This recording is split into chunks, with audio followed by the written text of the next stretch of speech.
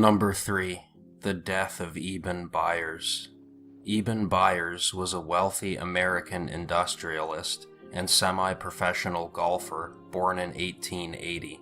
In November of 1927, the then 47-year-old Byers was returning home from a football game aboard a train when he suffered a fall, which injured his arm. Byers had a reputation as a ladies' man, and the fall supposedly affected his sexual performance as well. Byers saw his doctor about his issues, and his doctor recommended that he take a patent medication called Radithor. Radithor was the brainchild of William Bailey, a Harvard dropout who referred to himself as a doctor despite possessing no medical degree. Bailey had served prison time in 1915 for mail fraud, and several years after that, he had began selling strychnine, the active ingredient in rat poison, as an aphrodisiac. Shortly after that, he began selling Radithor, which consisted of nothing more than the radioactive element radium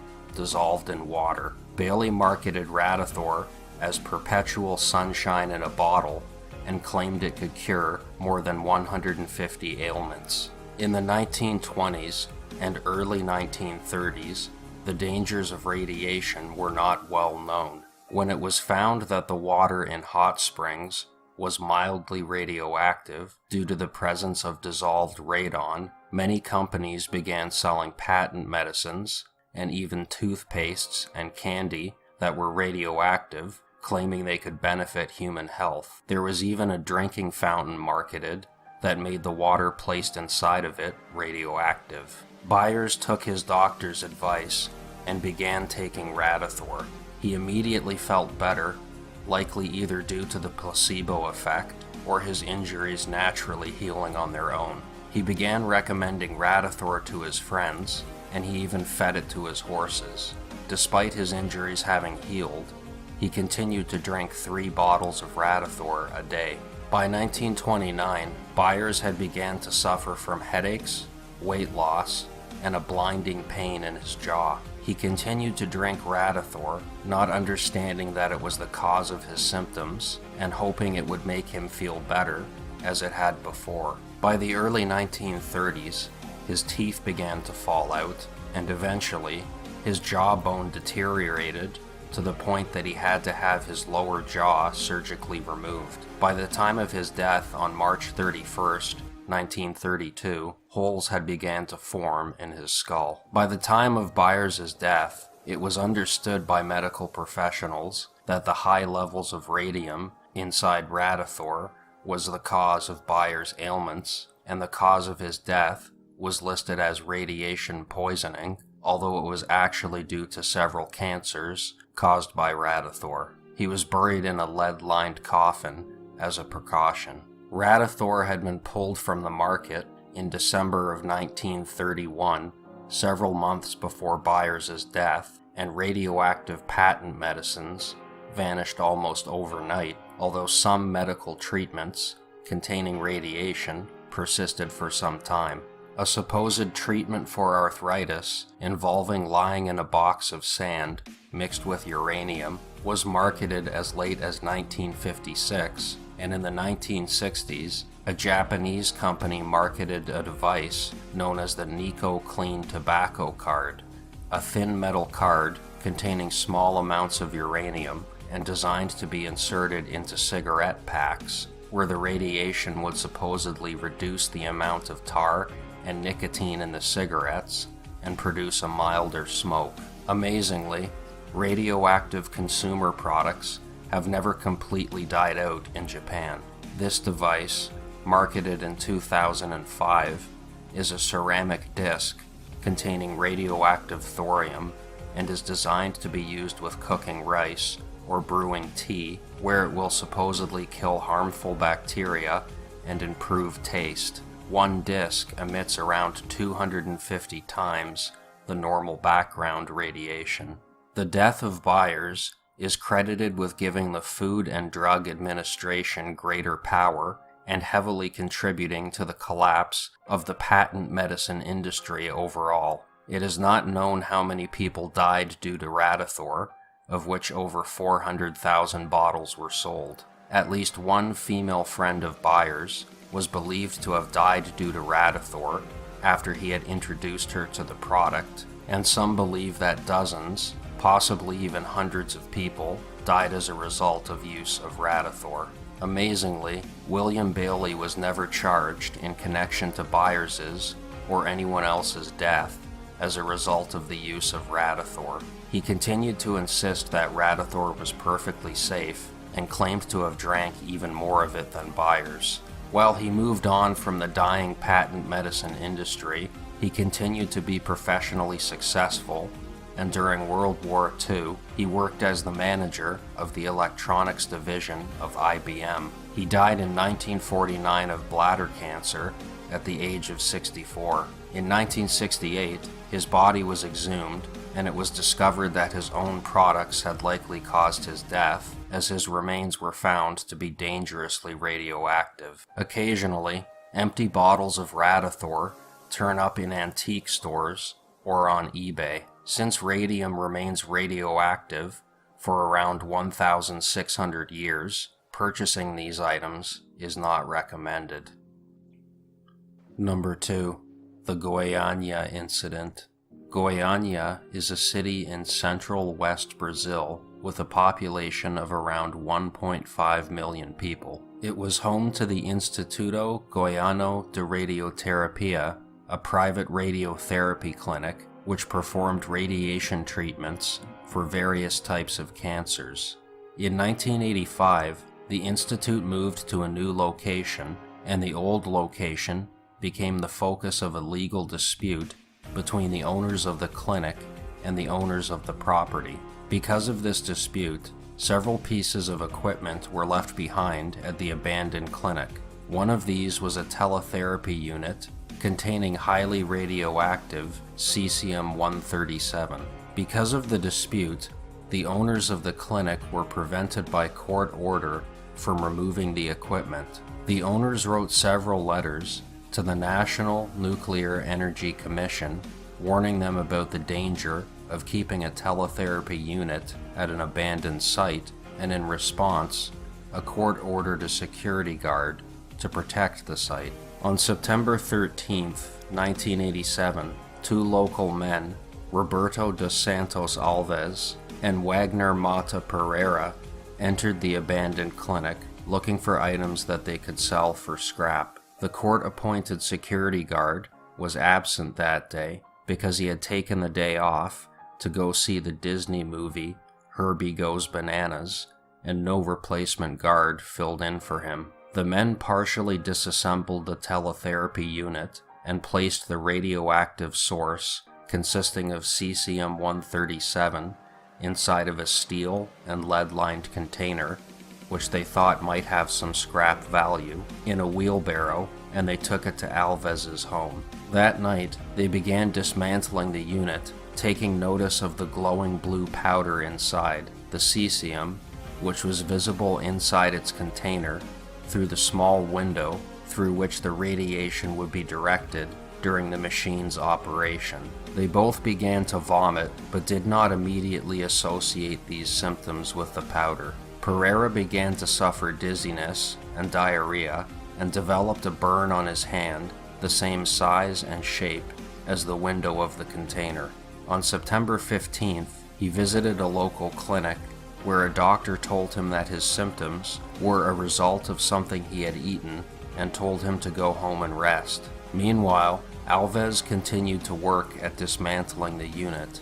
On September 16th, he succeeded in puncturing the unit's window with a screwdriver and extracted some of the cesium powder. On September 18th, he sold the container to David Alves Ferreira, the owner of a local scrapyard. That night, David noticed the glowing blue powder, and believing it to be valuable, or possibly even supernatural, both he and his brother took some of the powder home with them and invited friends and family to view it. 3 days later, he sold the remains of the container to a second scrapyard. By this time, the contamination from the cesium had been spread to many different locations and people.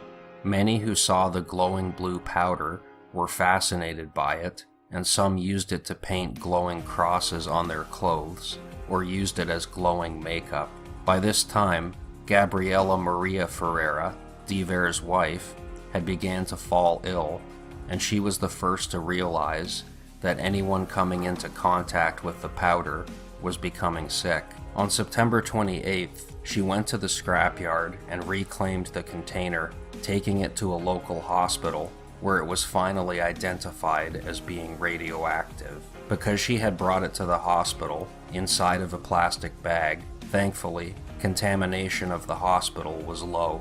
By September 29th, local, state, and federal authorities had been made aware of the incident and began to take immediate action. Sadly, 4 people ended up dying as a result of their contact with the cesium. Radiation dosages are given in a unit called grays, and between 3 and 5 grays is in many cases a fatal dose. The first to die was an 18-year-old employee of the scrapyard who had worked on dismantling the container. He suffered a dose of 5.3 grays and died on October 18th.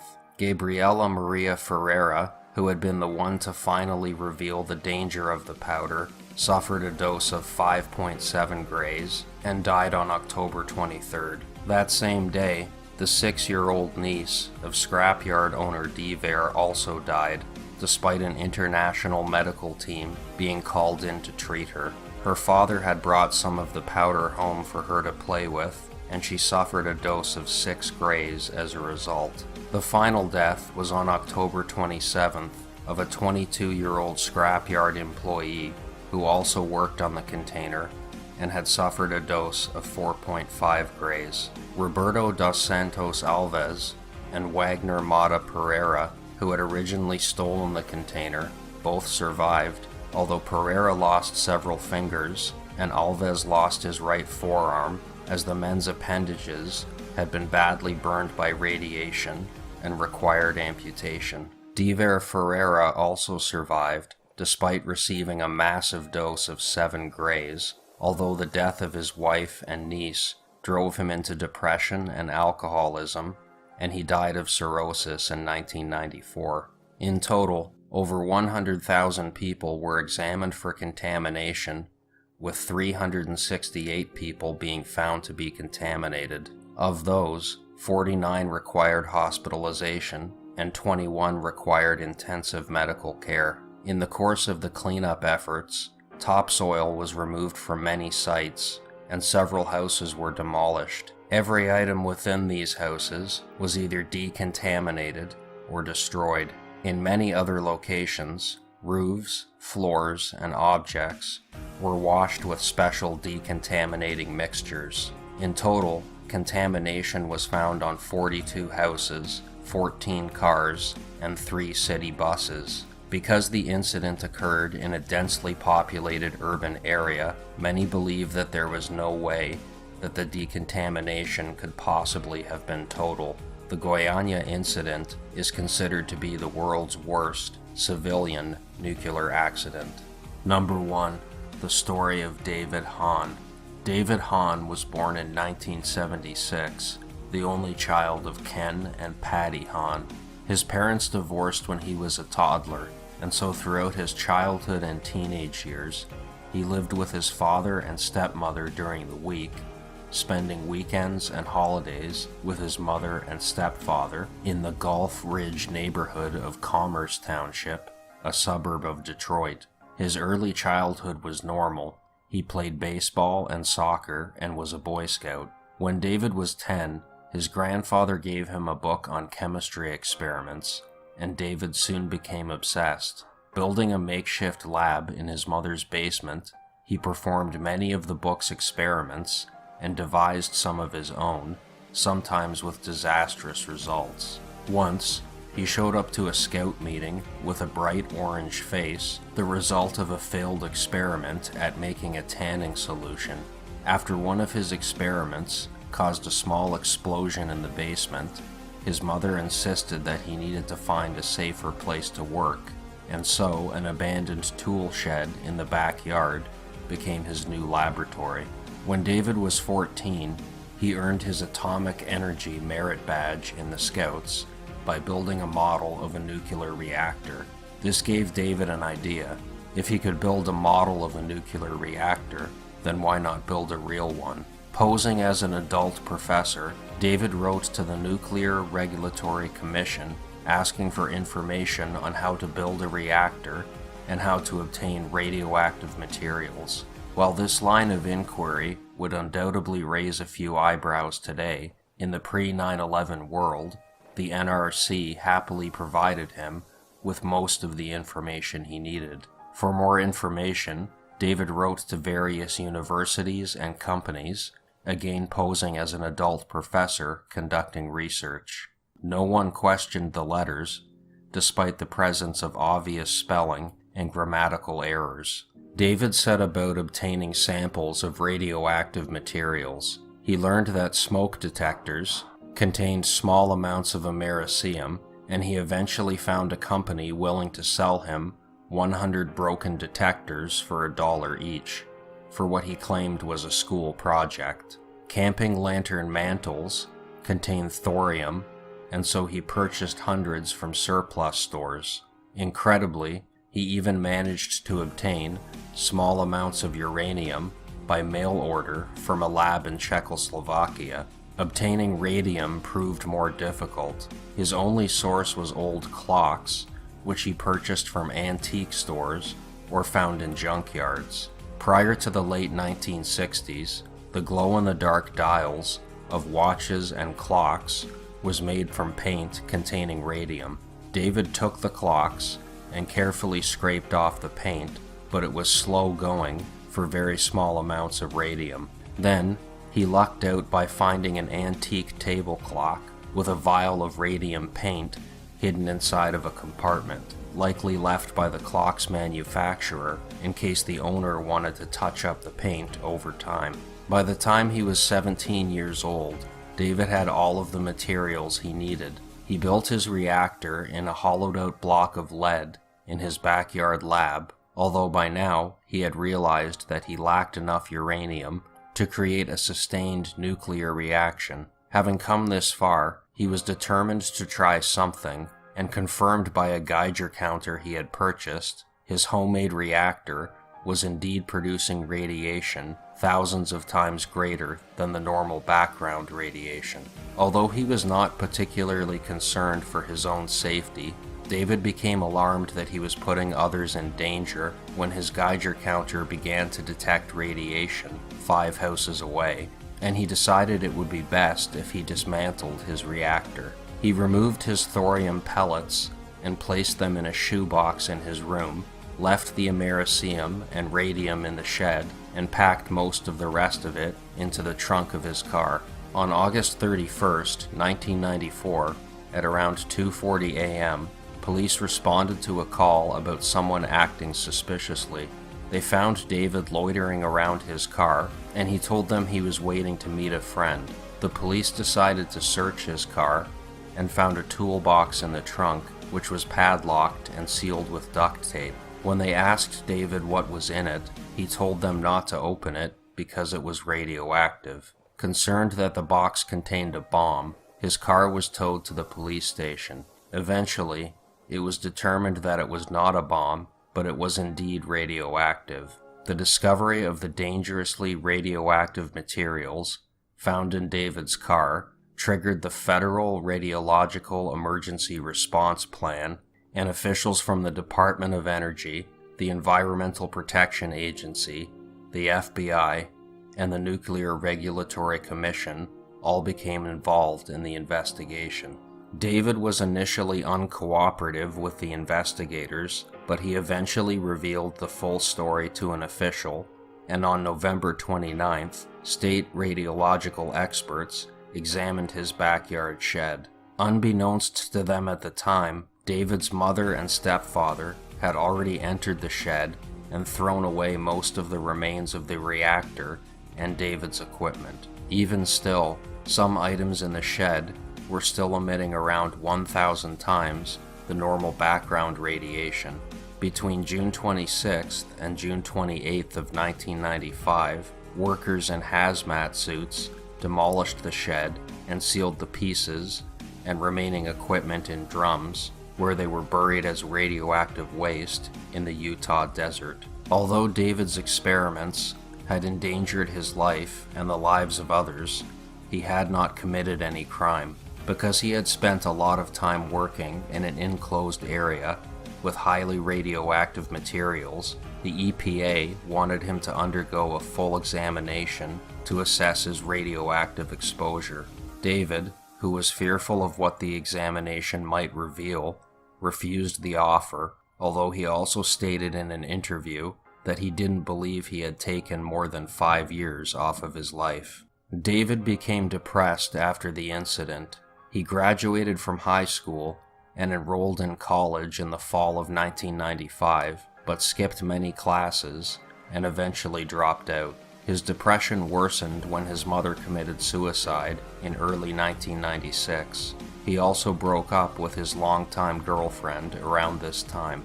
In May of 1997, he joined the Navy, where he served for 4 years aboard the nuclear-powered aircraft carrier USS Enterprise. In 2004, he joined the Marines and was stationed for several years in Japan until he was honorably discharged on undisclosed medical grounds and returned to Michigan. After returning to Michigan, he worked as a truck driver for a year and a half before becoming unemployed. He eventually returned to the same college that he had previously dropped out of to study public relations. At some point during this time period, he was diagnosed with paranoid schizophrenia. In April of 2007, the FBI were contacted by an individual who has not been publicly named, who expressed concern that David was once again attempting to build a nuclear reactor. Agents went to David's apartment to interview him, but he was not home at the time. They used a Geiger counter outside of his apartment door, which did not detect radiation, so they left as it was determined that there was no immediate threat. They contacted David by telephone, and he agreed to be interviewed. During the interview, David denied possessing a second reactor and also talked with the agents about a book he had written about his experiences, which he hoped to have turned into a movie.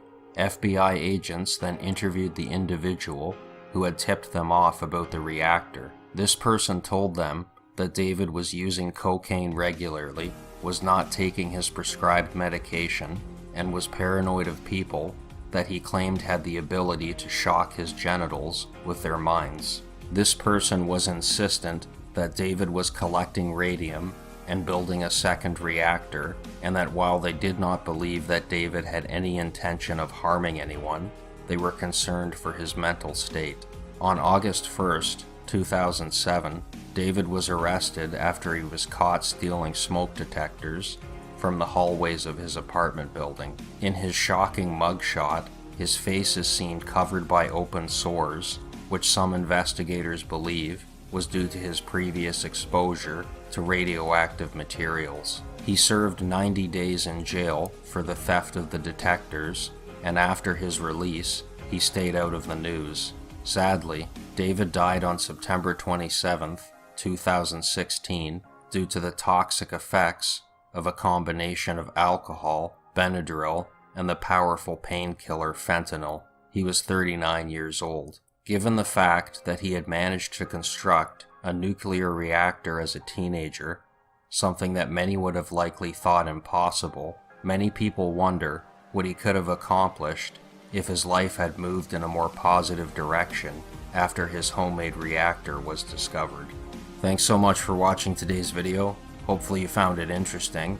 If you did, please give it a like, and if you haven't already, subscribe to my channel and check out my other videos for more videos just like it. Thanks for watching.